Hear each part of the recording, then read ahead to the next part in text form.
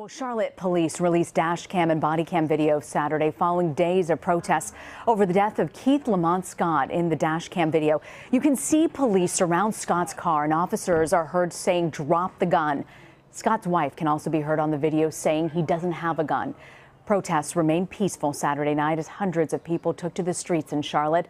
A midnight to 6 a.m. curfew has been in place since Thursday.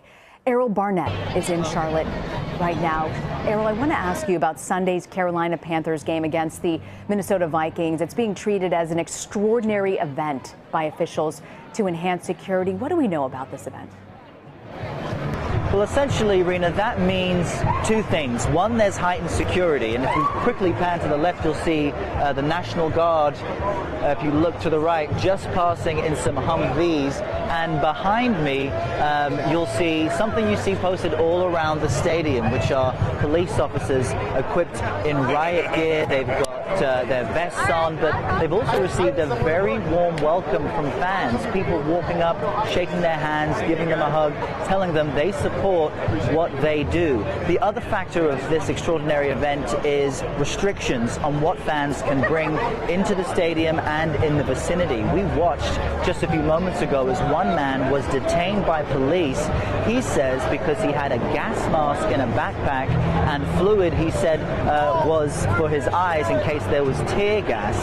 He says he's being detained because those items are not allowed during what is now an extraordinary event. So these are heightened security measures meant to keep a clamp down on if there's any unrest. Now, there's been no sign of unrest. In fact, I saw a few demonstrators with Black Lives Matter posters in their hands, handing out hugs to fans and to police. So we haven't seen the type of friction that was expected.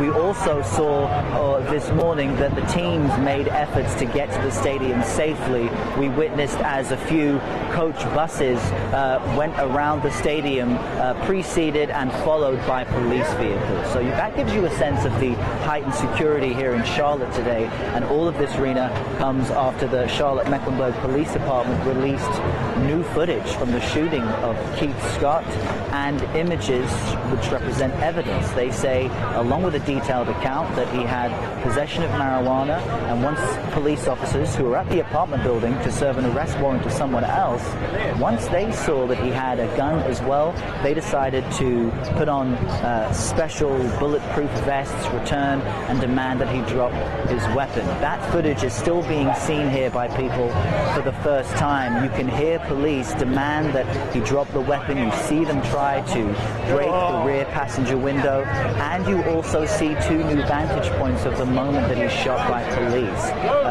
The family says all of this raises new questions for them. At no point do you see him holding a weapon, and at no point do you see him pointing his arms towards police. In fact, the moment he's struck by the fatal bullets, his arms are down. So the Keith Scott family in a press conference yesterday said this raises more questions for them than it answers, and they wonder if the simple fact that he had possession of marijuana and the possession of a gun really made it necessary for the police to use the amount of force they did in confronting him. So they are still mourning. He has 7 children and a wife. The lawyers representing the family and the widow's brother and sister addressed the media yesterday.